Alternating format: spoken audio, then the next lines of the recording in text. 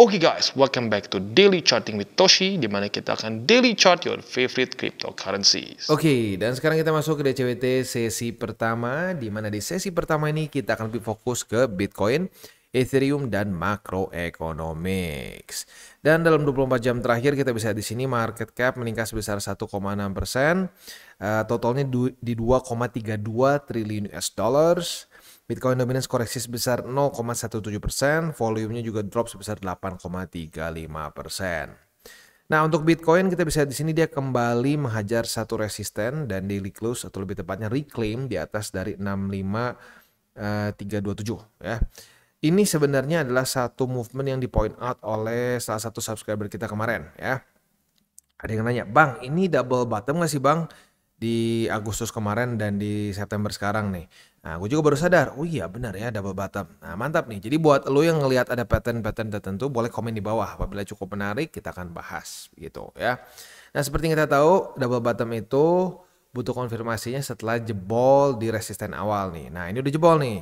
Apakah akan terjadi ya retest 1, retest 2 dan mantul ya. Kalau sampai dia retest 1, retest 2 di support ya less di 65.327, kita ada possibility benar-benar terkonfirmasi double bottom begitu ya. Oke, selanjutnya kita akan lihat dulu kondisi secara ini aja ya, secara di weekly-nya, dan kita otomatis akan buka BSB. Untuk di BSB-nya kita bisa di sini apabila hari Senin nanti, berarti ya lusa itu weekly close-nya seperti ini, berarti jelas ini adalah weekly close yang masuk ke dalam kategori mantul ya. Dan seperti yang kita sudah bahas berkali-kali sebelumnya juga, ini masih ada yang nanya ya. Jadi ya sorry kalau misalkan buat lo sudah hafal, tapi nggak apa ya, ini reminder aja. Karena apa? Kebiasaan buruk itu gampang banget untuk ketular, tapi kebiasaan baik itu susah ya. Nah, jadi ya kita bisa di sini pantulan tuh contoh seperti di sini ya, di Juni 2023 mantul. Jadi weekly close yang bullish di atas dari BSB. Nah, biasanya akan membuat apa? Higher high. Seperti di sini higher high lagi. Lalu kita ambil contoh lagi di sini ya. Reclaim, mantul, higher high. Dan kita bisa terus tarik mundur sampai ke cycle tapi cycle sebelumnya ya. Seperti yang terjadi di sini. September lagi juga ya. Reclaim September, boom, naik lagi ke atas. Dan bisa juga kita tarik sampai ke 2016 ya. Kita bisa di sini reclaim, gagal mantul, jebol, membuat lower low. Nah, reclaim di sini berhasil mantul walaupun lama ya. Jadi kadang-kadang bisa kayak gini. Reclaim di Oktober, mantulnya baru di April gitu. Ya, kadang-kadang konfirmasi memang lama. Nah, tetapi saat sudah terjadi konfirmasi, apa yang terjadi? Higher high. Begitu. Jadi statistically speaking ya kalau sampai Senin ya nanti weekly close sudah terjadi, nah itu akan bisa menjadi penentu arah yang utama dari Bitcoin gitu ya. Oke. Tapi ingat jangan terburu-buru, satu hari lebih 21 jam itu bisa banyak hal terjadi gitu. Jadi sebelum terjadi benar-benar close, lebih baik kita jangan terburu-buru dan jauhkan otak kita dari namanya all in. DCA is the way, ya, DCA is king. Oke, next kita akan masuk dulu ke indeks dolar, ya, atau kalau ini dulu deh, gue takut lupa ya, economic calendar. Hari ini udah nggak ada apa-apa, ya. Jadi tepatnya minggu ini udah nggak ada apa-apa lah, ya. Jadi kita bisa lebih fokus ke technical analysis. Baik lagi, kita lihat ke indeks dolar posisinya kembali melemah, ya. Tembok 101,027 sepertinya kuat, ya. Sudah di retest berapa kali nih? 1, 2, 3, 4, 5, 6, 7. 7 kali ya, dan masih cukup kuat. We'll see apakah indeks dolar akan retest ke 99,74 sebagai support atau tidak dalam waktu dekat. Ya. Bitcoin dominance kembali di close tipis di bawah dari EMA50. Nah, apakah ini pertanda bahwa akan koreksi lebih lanjut? Ya, masih mungkin aja. Tapi kalau gue pribadi tetap mengingatkan jangan jadi ini gila-gilaan di altcoin gitu, karena ya kita tahu ya di April, Maret itu juga kondisinya mirip-mirip. Wah udah nih ya, ada yang ketok-ketok palu lagi dulu ya. Wah ketok-ketok palu, udah nih altcoin season ya. Udah pasti katanya, kalau nggak percaya apalah begitu ya. Ternyata apa yang terjadi ya lu lihat sendiri, tetap naik begitu. Jadi seperti yang dulu kayak Bro Andri pernah bilang ya. Jadi altcoin season itu, atau liquidity lah lebih tepatnya, itu datang bukan dengan cara diketok-ketok, dia bilang katanya ya. Itu datang dengan cara apa? Dengan cara fundamentalnya berubah, alias apa? The Fed mulai money printing, mulai terjadi QE, disitulah baru akan terjadi altcoin season besar. Ada yang sempat nanya, Bang, mungkin nggak sih Bang ada altcoin mini gitu, altcoin mini? Ya bisa-bisa aja, bisa-bisa aja. Tapi, nah kalau altcoin mini ini tuh, kalau altcoin mini kita nggak bisa terlalu berharap akan sustainable begitu. Nah biasa itu akan jadi sustainable sekali lagi dengan liquidity yang cukup. Jadi untuk sekarang gua tetap sarankan sebisa mungkin 70-30 begitu ya, supaya apa? Supaya kalau sampai ternyata tiba-tiba menguat lagi ya lu nggak akan kenapa-napa gitu. Ya karena buat lu yang beli di April Maret silahkan ya coba cek ya. Lu beli altcoin di April Maret sekarang minus berapa? Bandingkan sama BTC. Begitu kebantingnya jauh lebih parah. Rata-rata jauh lebih parah. Nah itu menyebabkan kenapa gua selalu menaruh Bitcoin ini sebagai anchor, sebagai jangkar gitu supaya kapalnya nggak kebawa arus gitu. Karena itu yang gua rasakan di cycle awal gua gitu. Gua terlalu nafsu, wah kebanyakan udah profit nih, udah 10x BTC waktu itu. Wah, asik nih. Gua TP, gua ambil dan gua geser ke altcoins. Wah, merasa ini pasti akan lebih gila. Ujung-ujungnya apa? Ya malah kebanting semua dan hancur. Yaitu altcoins banyak yang jadi bubuk sekarang dan udah nggak jelas gitu ya. Nah tapi yang akhirnya menyelamatkan lagi adalah BTC. Untung BTC emang gue nggak di TP semua. Nah maka dari itu gue belajar dari kesalahan itu, gue akan selalu ingatkan para subscriber gue untuk tetap jadikan Bitcoin sebagai jangkar dari portofolio kalian. Biar nggak karam begitu. Karena terlalu banyak portofolio yang karam gara-gara nggak punya fondasi yang kuat begitu ya. Jadi kalau menurut gue gitu ya, perdebatan antara BTC dan altcoins tuh gini ya. Orang bilang, aduh bang, rugi lah bang, BTC buat apa? Maksudnya itu sama aja kayak lu berargumen kayak, rumah ngapain bang, fondasinya bagus-bagus. Fondasi kita nggak bisa lihat bang, nggak bisa kita nikmatin gitu ya. Mendingan beli interior bagus bang, lihat nih ya. Marble dari Itali ya. Terus nih lihat nih mesin cuci dari mana, misalkan dari Jerman gitu ya. Wah semuanya bagus tapi fondasinya jelek. Itu setahun hancur. Nah itu mirip-mirip kayak Porto yang terlalu berat di altcoins begitu ya.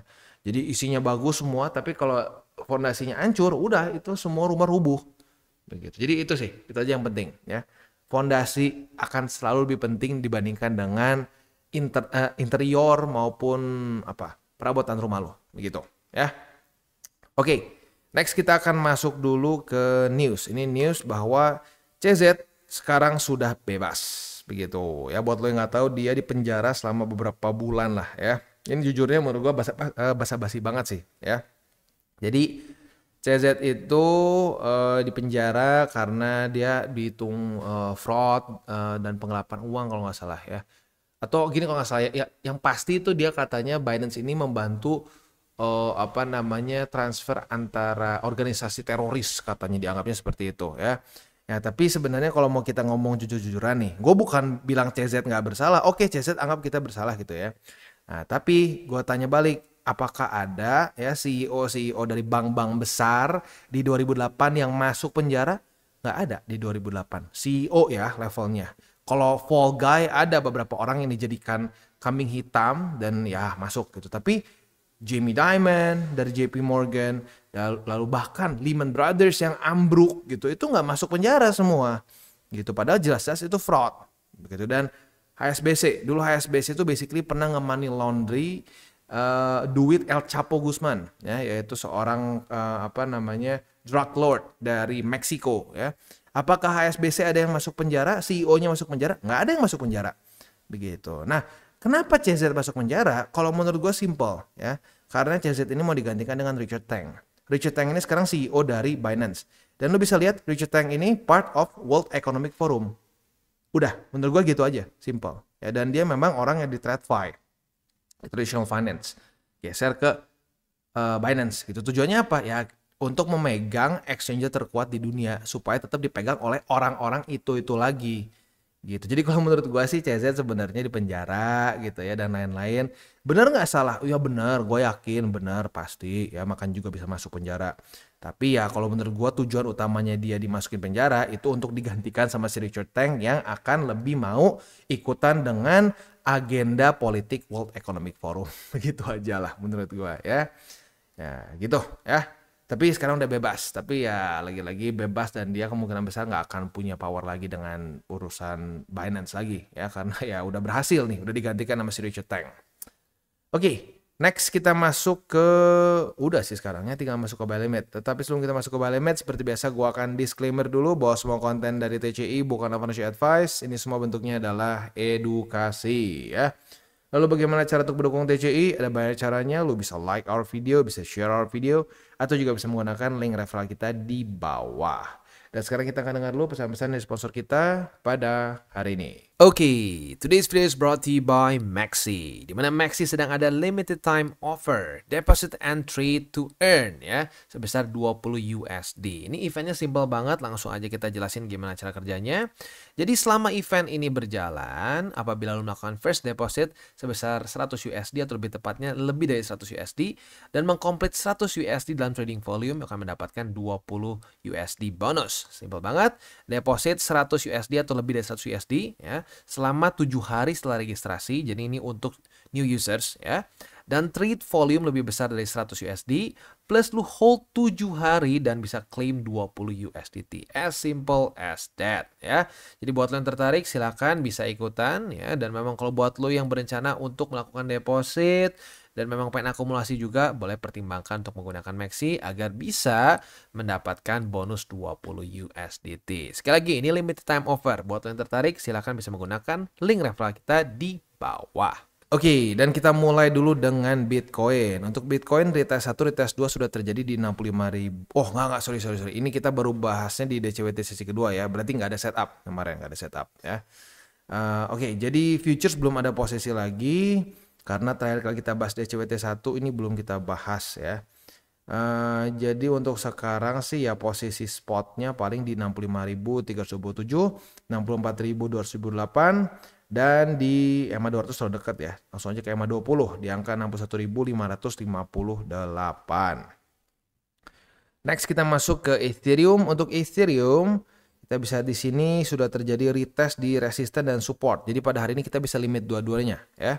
Apabila hari ini terjadi retest kedua di 2721, kita bisa buka posisi short dengan target TP di 2619.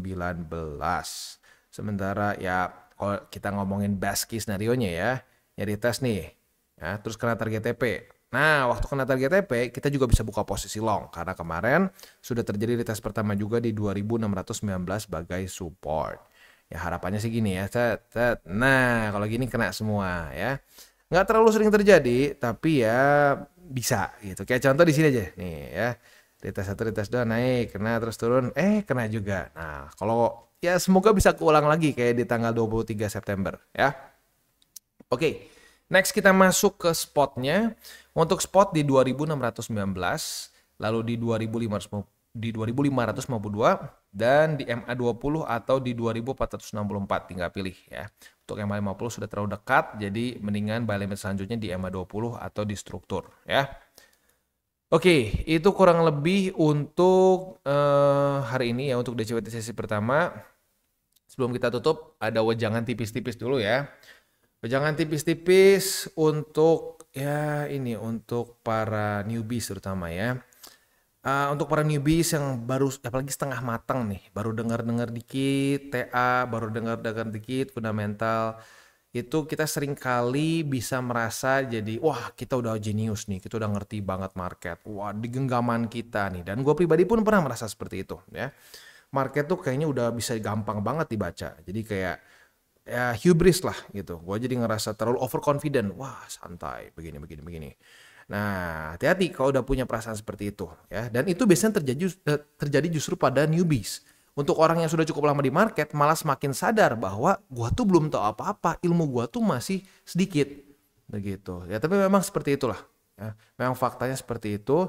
Nah, jadi buat lu para newbies yang mungkin sekarang ngerasa, waduh SOP gua gacor banget nih ya, win rate-nya masih 100%. Ya, hati-hati ya, jangan sampai gara-gara itu lu jadi over leverage dan akhirnya berantakan begitu ya. Dan ya ya kita harus tetap terus sesuai dengan SOP kita. Jangan sampai gara-gara SOP kita misalkan, oh nih, wah profit nih, win rate-nya gede banget nih. Ah, tadinya gue misalkan jaga resiko maksimum 5% posisi itu ya dari margin minusnya. Biarin aja sampai 10-20. Nah, disitulah biasanya hubris itulah, rasa overconfident itulah yang akan bikin 1-2 kali posisi ngancurin semua. Begitu. Ya, jadi reminder aja untuk para newbies yang mungkin sekarang merasa bahwa wah, market gampang di genggaman gua. Begitu ya. Oke, gua tutup dengan 3 golden rules. Jangan pakai uang panas, jangan over leverage, dan berpikirlah jangka panjang. Oke guys, jadi itu adalah akhir dari segmen DCWT kita pada hari ini. Dan jangan lupa bagi kalian yang merasakan manfaat dari segmen ini, jangan lupa untuk share ke teman-teman kalian. Dan apabila lu pengen mensupport channel kita, ya TCI, jangan lupa untuk menggunakan link referral kita di bawah.